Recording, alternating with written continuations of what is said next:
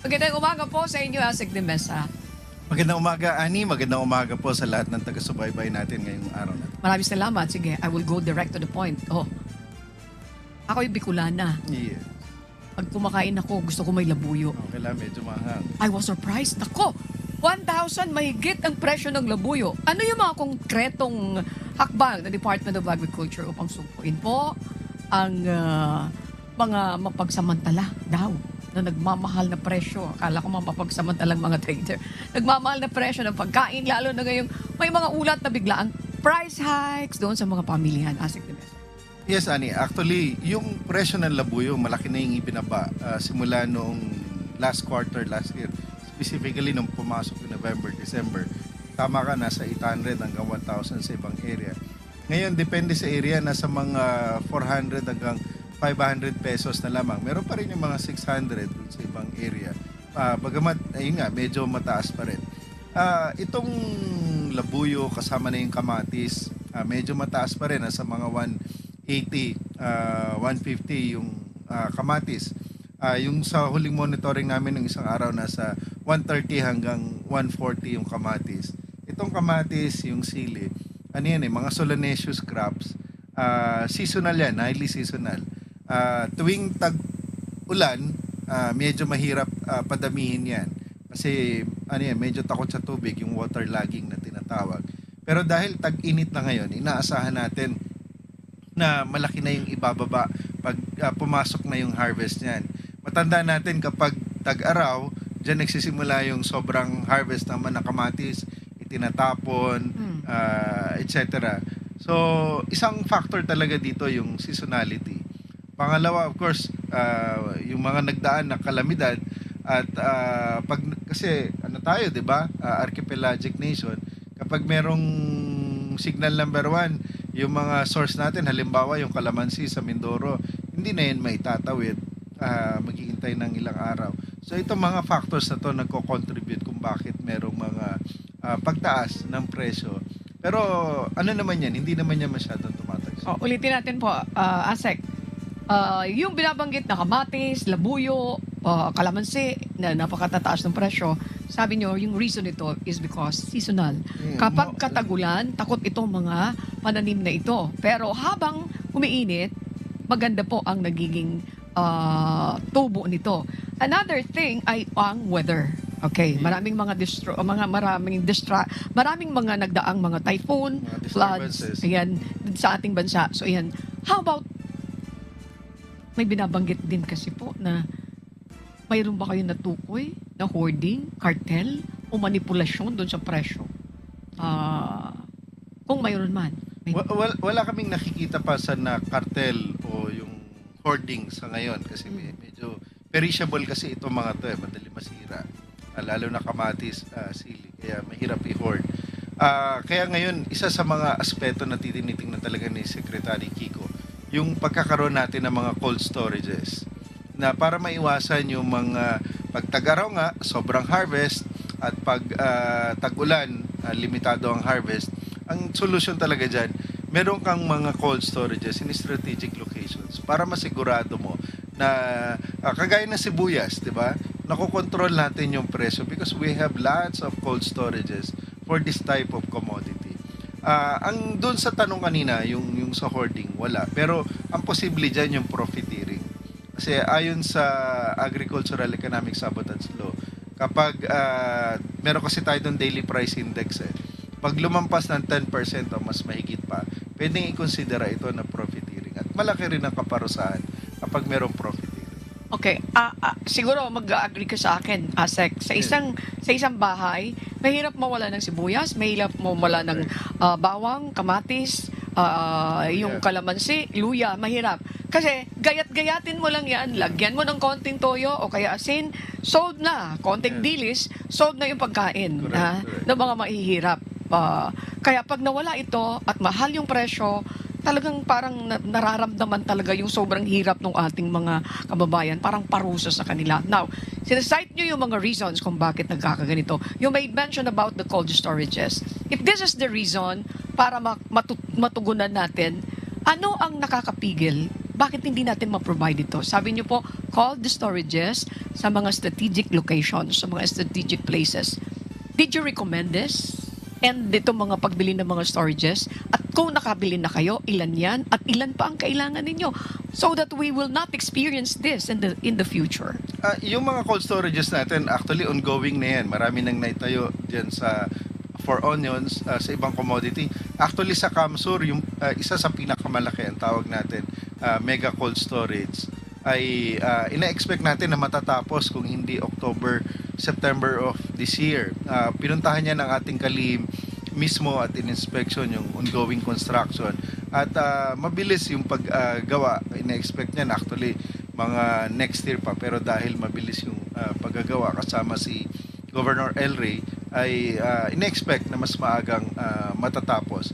Ang bukod dito sa pagtatayo ng mga cold storages, mahigpit yung ginagawa ng ating kagawaran. Mismong si Secretary Kiko, sina Asek Ibarra, madalas silang gumagawa ng mga market visits. Kasi itong mga market visits na to importante. Nakikita namin pag merong mga ganito, natitame talaga yung presyo, yung ugnayan sa mga stakeholders. And of course, yung intervention natin through Kadiwa para yung mura talaga na produkto makarating din talaga doon sa ating mga kababayan. Okay. Papalapit na ang summer season. Okay. Yes. Ano naman ang ini-expect natin na pag summer season, we will experience this? And ano ang mga ginagawa yung preparasyon para hindi masyadong mabigitan yung ating mga kababayan? Unang-una pag summer season, ito yung magandang panahon para magtanim ng iba't ibang klase ng gulay. Lalo na rin sa palay. Bagamat tuwing tag-ulan, marami tayong area planted. Pero yung efficiency ng halaman para mas mag-produce ng mas maraming bunga, gawa nga ng photosynthetic effect, mas maaraw.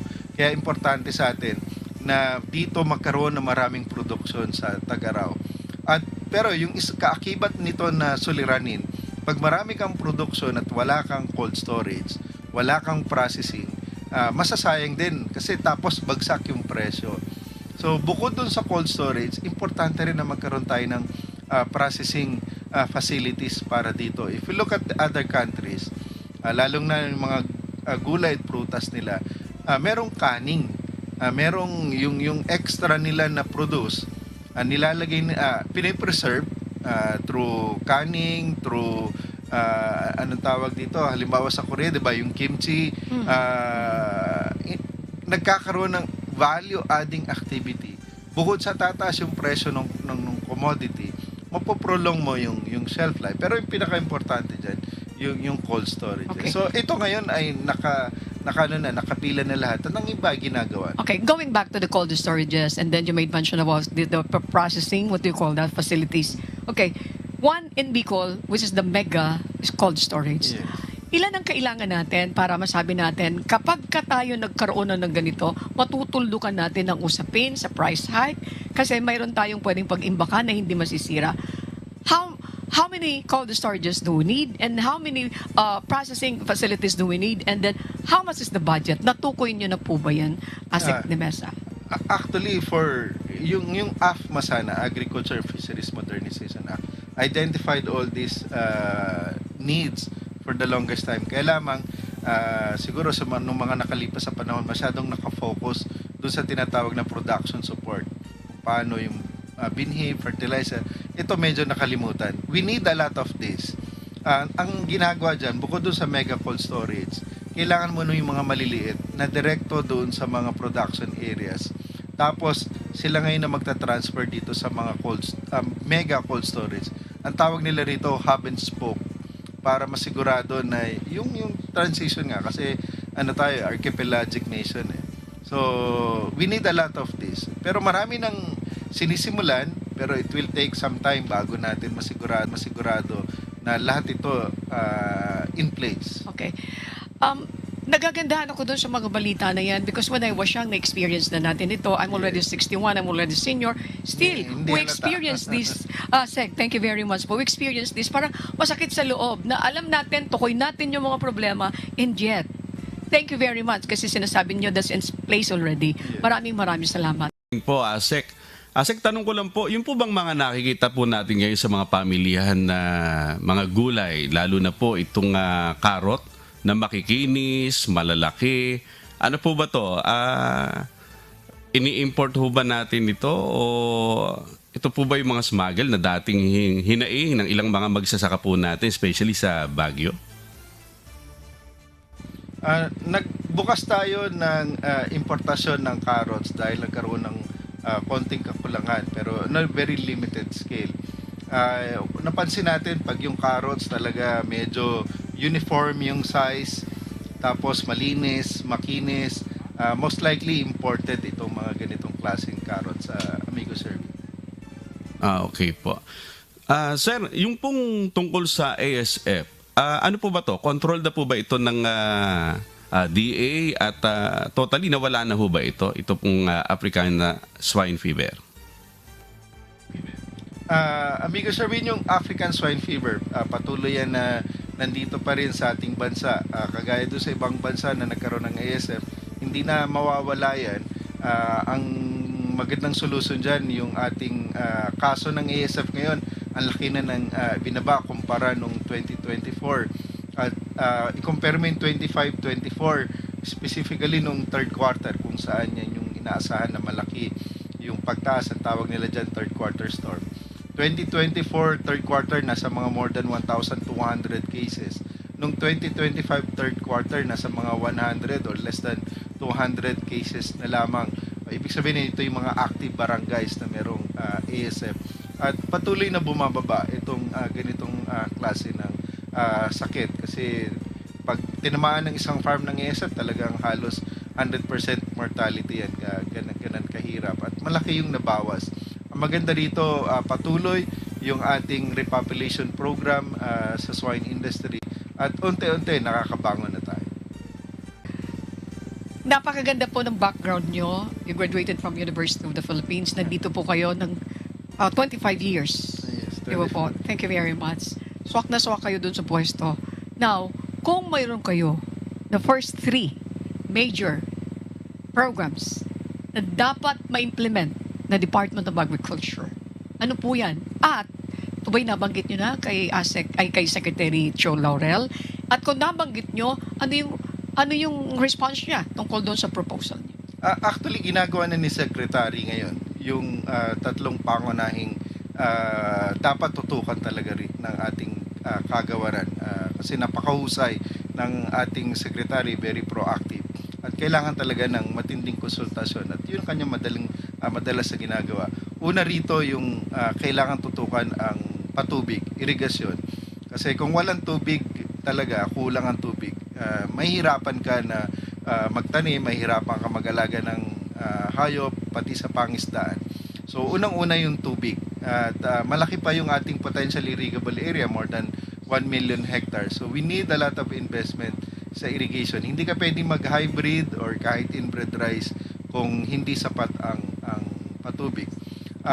Pangalawa, yung mga post-harvest facility requirement natin.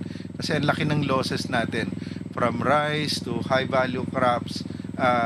Yung mangga, yan ang reported ng SIRCA, nagkaroon ng pag-aaral dyan, na up to 50% ng ating mangga nasasayang dahil maling packaging sa transportation. Kasi manipis lang ang balat ng mangga. Excuse me. Kaya madaling masira during transportation. Yung gulay, halimbawa galing sa La Trinidad, ganito kalaki yung repolyo. Pagdating niya sa Maynila, ganito nakaliit. Pero doble yung mahal. Kasi nga yung transport, yung packaging hindi maganda. So we need to address all of this. Kasama na rito yung cold storage. At of course yung pangatlo yung sa data management natin. Kaya very soon si Secretary ilo-launch na yung ating command center. We need to digitalize agriculture for proper decision making. Napaka-importante ng tamang datos. Yun nga yung palaging sinasabi natin yung adage na garbage in, garbage out. Pag hindi maganda yung datos, magmula yan sa extension, yung problema sa extension.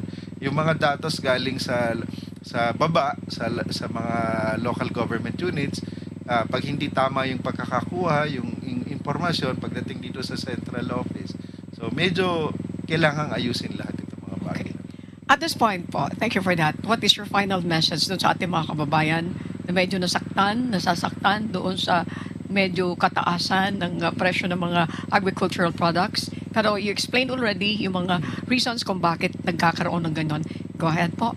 Again, maraming salamat Ma'am Ani, Amigo Sherwin sa pagkakataon ngayong umaga. Muli po makakaasa yung ating mga kababayan ng patuloy na pagsusumikap ng ating kagawaran sa pamumuno ng ating kalihim, Secretary Francisco Chu Laurel Jr. at ng ating Pangulo sa paggabay ng ating Pangulo. Gusto kong ibalita, Ma'am Ani, na yung huling survey ng Okta Research, ang laki ng binaba nung tinatawag na self-rated food poverty nung huling bahagi ng 2025 from 49% to 30%. 19%, ito yung pinakamalaking pagbaba ng self-rated food poverty. Siguro pwedeng ma-attribute ito doon sa pagsusumikap nga ng ating pamahalaan na tulungan ang ating mga kababayan na maibsan yung kagutuman. Katuwang natin dito yung DSWD, DILG, DTI at iba pang ahensya ng pamahalaan. At muli po, makakaasa kayo ng tuloy-tuloy na serbisyo. Muli po, magandang umaga at maraming salamat. Hilulan po ng Radio Mobile Booth sa ngalan ni Kuya Daniel Rason. Maraming salamat, ASEC Arnel de Mesa, ang spokesperson po ng Department of Agriculture. Keep safe po at magandang umaga.